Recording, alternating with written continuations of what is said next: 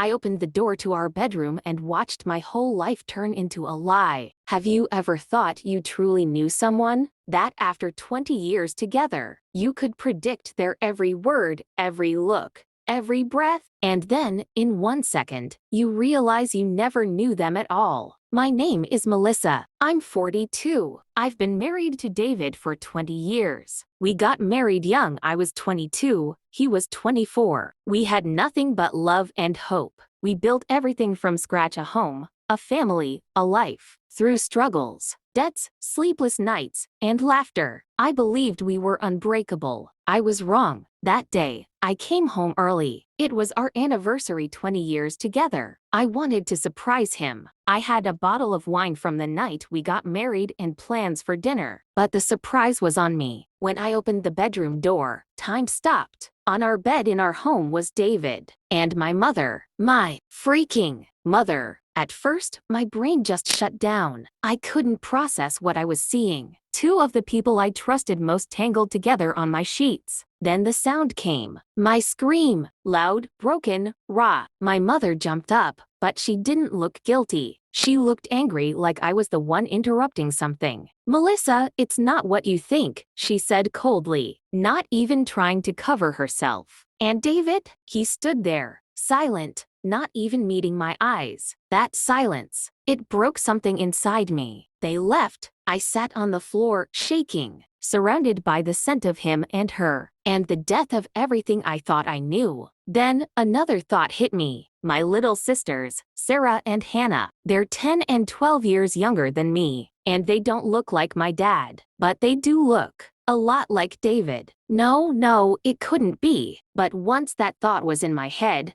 I couldn't get it out. What if my husband, the man I loved, was not just my husband? What if he's my sister's father? From that moment, I knew I couldn't rest. I needed the truth, even if it shattered what was left of me. That night, I didn't sleep. Not because I couldn't, but because I was terrified to close my eyes. Every time I blinked, I saw them. Their faces, their hands touching. My mother's cold, empty stare. I sat on the floor until morning. When the first sunlight crept through the blinds, I finally stood up and looked in the mirror. Puffy eyes, streaks of mascara, messy hair. I barely recognized the woman staring back. "Who are you?" I whispered. "And how did you not see this for 20 years? I went downstairs. The house felt like a stranger's. Every corner screamed their names: his mug, his socks, even the faint smell of his cologne. Then I opened the closet and pulled out our memory box: old photos, cards, the life we built. I started looking through them,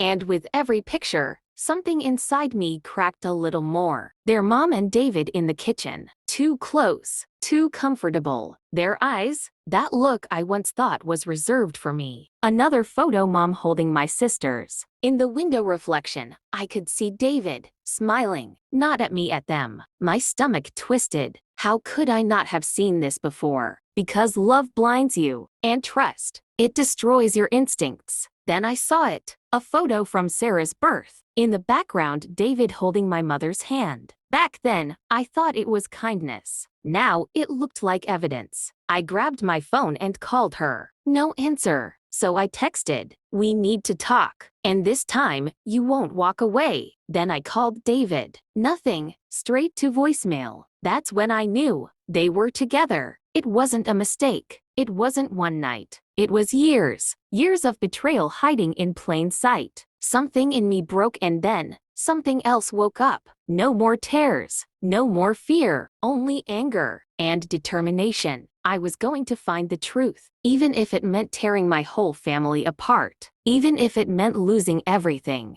The next morning, I woke up with a strange kind of calm. The kind that comes when you've cried too much to cry anymore. I wasn't broken. I was focused. And I knew who I needed to see first: my father. He lived a few blocks away, in the small house my grandfather left him. When he opened the door and saw me standing there, his face froze. It wasn't surprise. It was resignation. "Melissa," he said quietly, "I knew this day would come." My throat tightened. "What do you mean?" He led me to the kitchen, poured tea, and sat down. "I can see it in your eyes. You found out, didn't you? I couldn't hold it in. I caught David with Mom in our bed. His hands trembled. He didn't look shocked, just tired. "You knew?" I demanded. "You knew and didn't say a word?" He sighed. "Not everything, but I suspected." "Suspected what?" "That my husband was sleeping with my mother." He shook his head slowly. "It started long before you, Melissa, before you were even married." I stared at him. "What are you saying?" His eyes met mine, full of guilt and something close to fear. "David and your mother, they were together once. Before me, before you. He was her first love." My stomach dropped. He continued, voice barely above a whisper. "When you introduced us to him,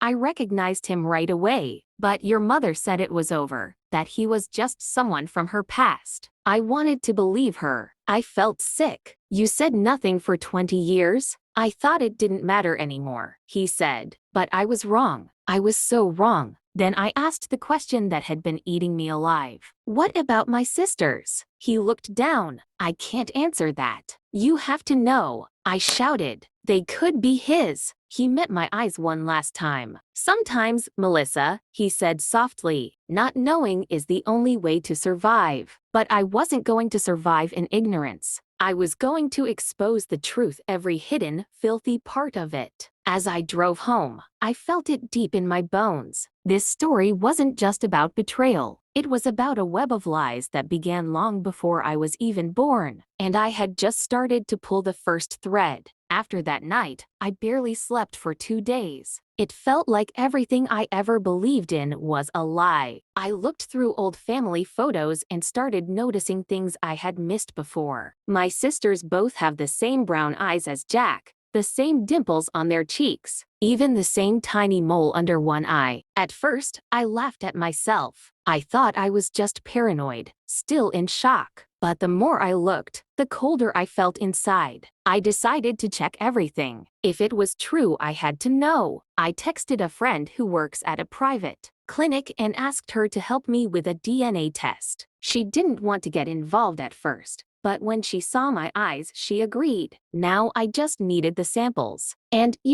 fate seemed to give me a chance. On Friday, my mom came to my house to talk. At first, I wanted to throw her out, but then I remembered my plan. She left her hairbrush in the bathroom. I just stood there, staring at it, then put it in a plastic bag, my hands shaking, heart pounding so hard I thought it would burst. The next day, Jack showed up. Yes, he actually had the nerve to come. Said he wanted to explain. I opened the door only because I needed his sample. When he went to take a shower, I grabbed his toothbrush. It felt disgusting, but I did it. A few days later, I gave everything to my friend. She told me the results would take about a week. That week was the longest and most painful of my life. I couldn't eat. I couldn't sleep. I just stared at myself in the mirror and asked, what if it's true? That week felt like an eternity. Every single morning, I woke up thinking, what if it's true? I tried to live normally, went to work, talked to my sisters on the phone, but inside,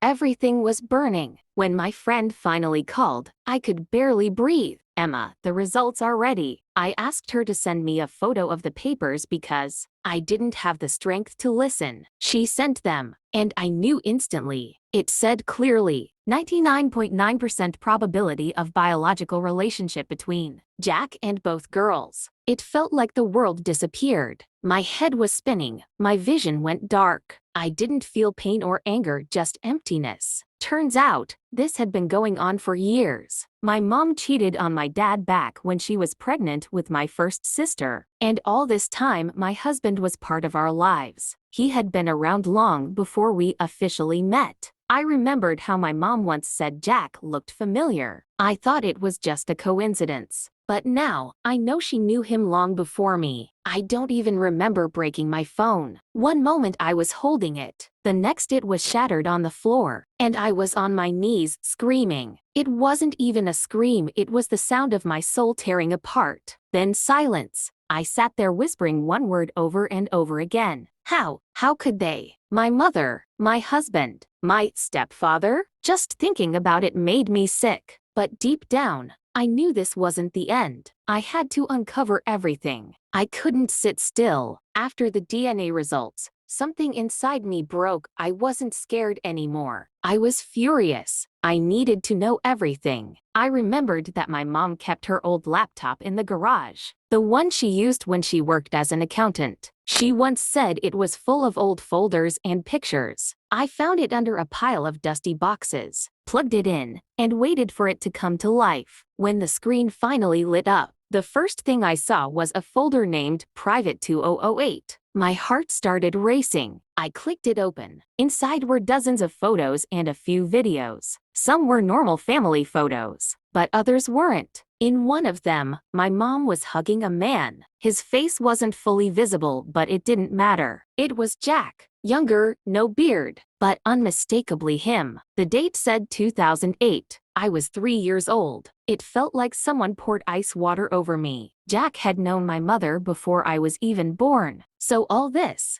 wasn't random. I opened a few more files messages my mom had saved. One of them said, "I can't wait any longer. She'll find out when she grows up anyway. We can't hide this forever." My stomach turned. When she grows up, was he talking about me? My hands were shaking as I scrolled. And then, another message. "Your daughter looks so much like me. It's almost scary." I dropped the laptop. Everything suddenly made sense. He knew. He always knew who I was. And maybe I'm not just his wife. I couldn't take the silence anymore. My heart was burning, my mind spinning with one question. Who is the real father of my sisters? Who is my father? That evening, my mom came again. This time, I ignored all politeness and fear. I met her in the living room, my words cold and sharp. "Mom, who is really the father of my sisters?" She went pale immediately. "Emma, you can't say that." "Listen," I shouted. "I have a right to know. I know about you and Jack. I've seen everything. Photos, letters, messages." She sat down, shaking her head. Okay,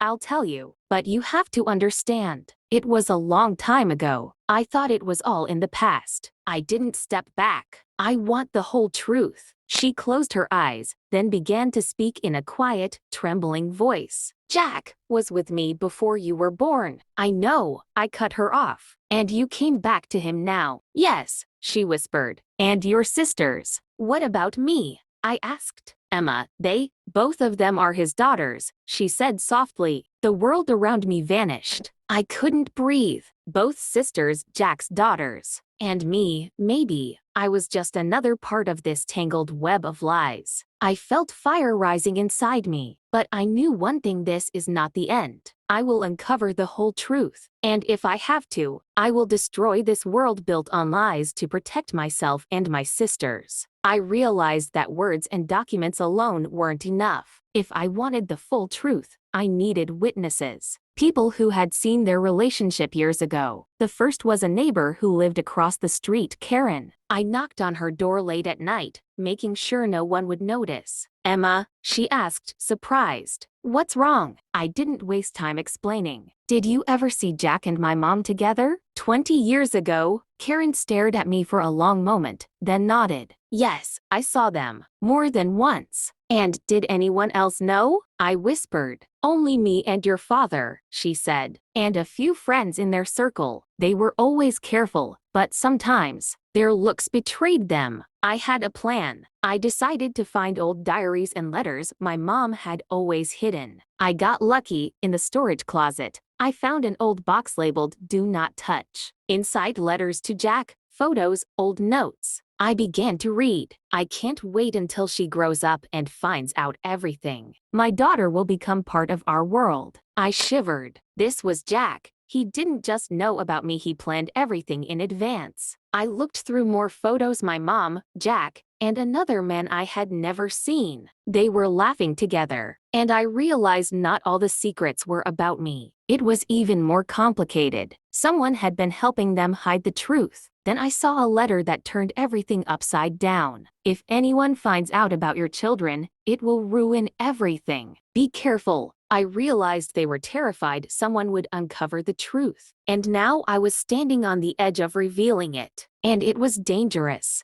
My heart was pounding like it would burst out of my chest. I stood in my room, surrounded by piles of letters, old photos, notes, and videos. Every file new proof, every page a punch to the chest. I realized I finally had the complete puzzle. Jack and Mom weren't just cheating, they had built a web of lies over decades. My sisters, me, even my father, we were all part of this twisted game. I grabbed my phone and started filming, so nothing would be lost. "Hi," I whispered. "This is Emma. If you're seeing this, it's too late to hide the truth." In the video, I showed documents, photos, letters, even recordings of conversations my mom had hidden her whole life. I found an old friend of my mom who confirmed that she and Jack had been together before I was born. He explained that she always planned to hide this fact from everyone. Then I filmed the old letters and messages from Jack, where he openly admitted that my sisters were his daughters. I felt a strange sense of relief. Finally, I had proof that couldn't be denied. Then Jack called. "Emma, what are you doing?" His voice was cold. I answered calmly,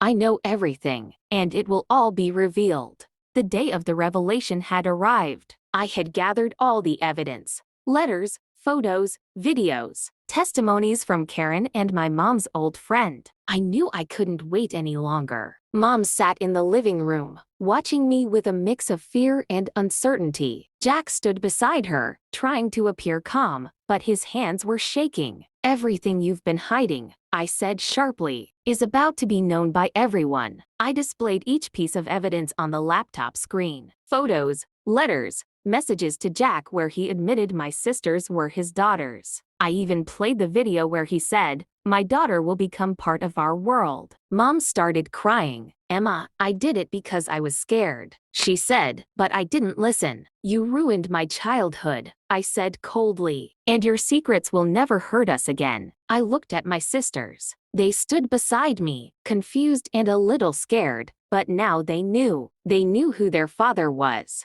They knew the truth could no longer be hidden. Jack tried to speak, but the words stuck in his throat. He knew now his secrets were exposed, and he wasn't in control anymore. I felt a relief I hadn't felt in years. Not from revenge, but from the fact that finally, everything was in its place. My sisters and I hugged. We survived, together. Mom left the room first. Jack followed. I stayed, standing in the silence. It was the end of one life and the beginning of a new one. A life without lies, without fear. A life where I control the truth and my destiny. And though the scars will remain forever, I know one thing: the truth is power, and now I am free.